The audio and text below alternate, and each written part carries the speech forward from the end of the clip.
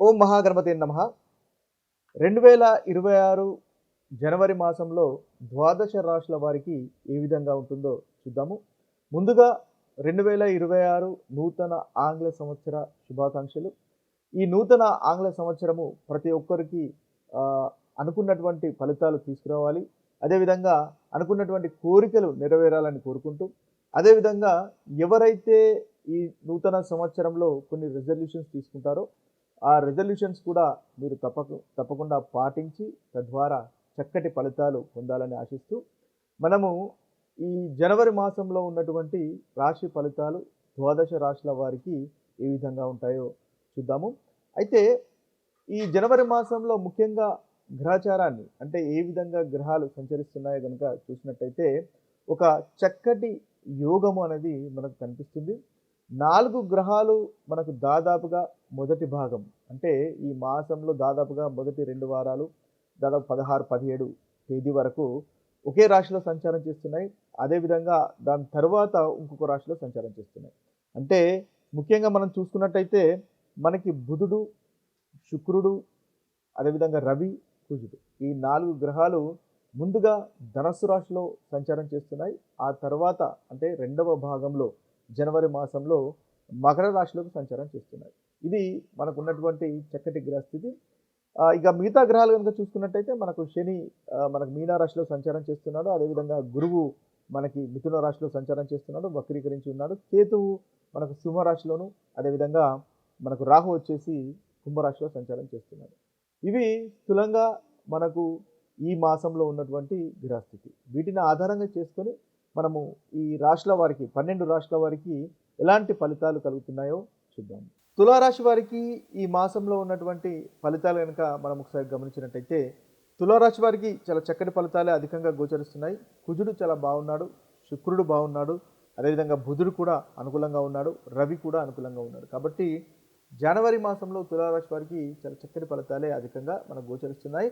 అనుకూలంగా ఉంటుంది అని మనము చెప్పవచ్చు. అయితే కుజుడు మొదటి భాగంలో అనుకూలంగా ఉన్నాడు, శుక్రుడు ఈ మాసం మొత్తం అనుకూలంగా ఉన్నాడు, బుధుడు రెండవ భాగంలో అనుకూలంగా ఉన్నాడు, రవి మొదటి భాగంలో అనుకూలంగా ఉన్నాడు. కాబట్టి మిశ్రమ ఫలితాలు, అధికంగా అనుకూలత అనేది మనకు తులారాశి వారికి కలుగుతుంది అని మనం చూడవచ్చు.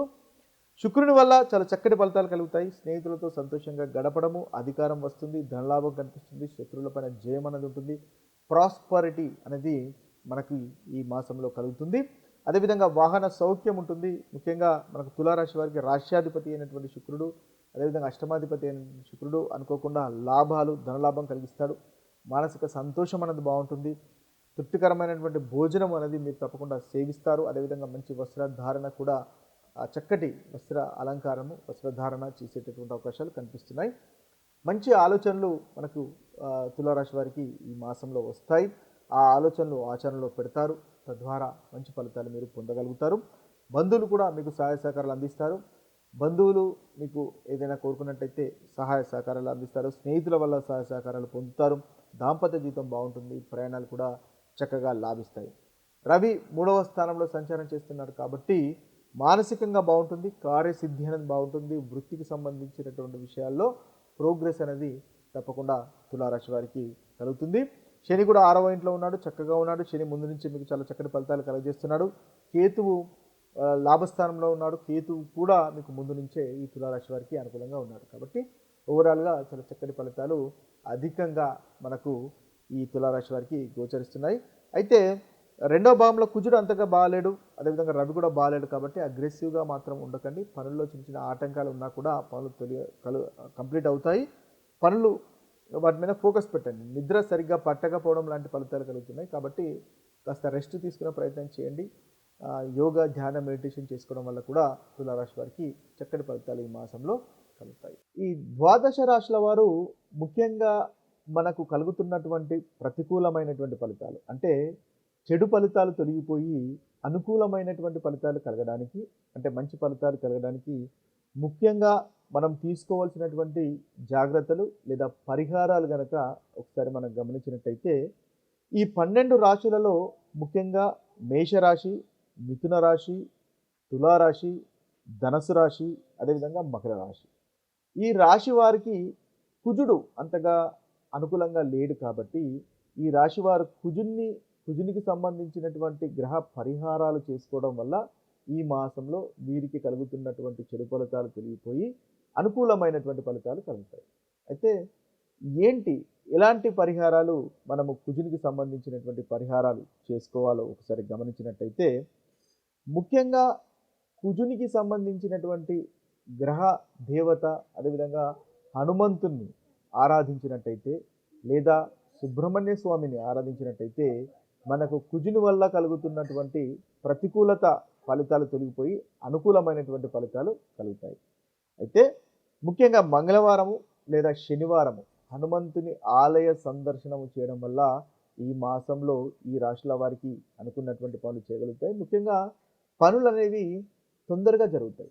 ఎక్కడైతే మీ పనులు ఆటంకాలుగా ఆగిపోయి ఉన్నాయో మీరు ఈ హనుమంతుణ్ణి ఆరాధించడం వల్ల ఈ మాసంలో ఆ పనుల్లో స్పీడ్ అనేది పెరుగుతుంటుంది, చక్కటి ఫలితాలు కలుగుతాయి. అదేవిధంగా కుజునికి సంబంధించినటువంటి బీజ మంత్రాన్ని కూడా మీరు ఇంట్లో పఠించవచ్చు. ముఖ్యంగా ఓం క్రీం కుజాయ నమః అనేటటువంటి బీజ మంత్రాన్ని 108 సార్లు పఠించండి. లేదా ఓం అంగారకాయ నమః అనేటటువంటి బీజ మంత్రాన్ని కూడా 108 సార్లు పఠించినట్టయితే ప్రతిరోజు మీకు ఈ మాసంలో ఉన్నటువంటి చెడు ఫలితాలు తొలగిపోతాయి. ముఖ్యంగా మనం చూసుకున్నట్టయితే పరిహారాలు అనేక రకాలుగా ఉంటాయి. అంటే మనకు మంచి జరగాలి కాబట్టి మనము వివిధ రకాలైనటువంటి పరిహారాలు చేసుకుంటూ ఉంటాము. అయితే మంచి జరగాలి అంటే అనేక రకాల విధాలుగా మనము ఈ పరిహారాలను ఆచరించవచ్చు.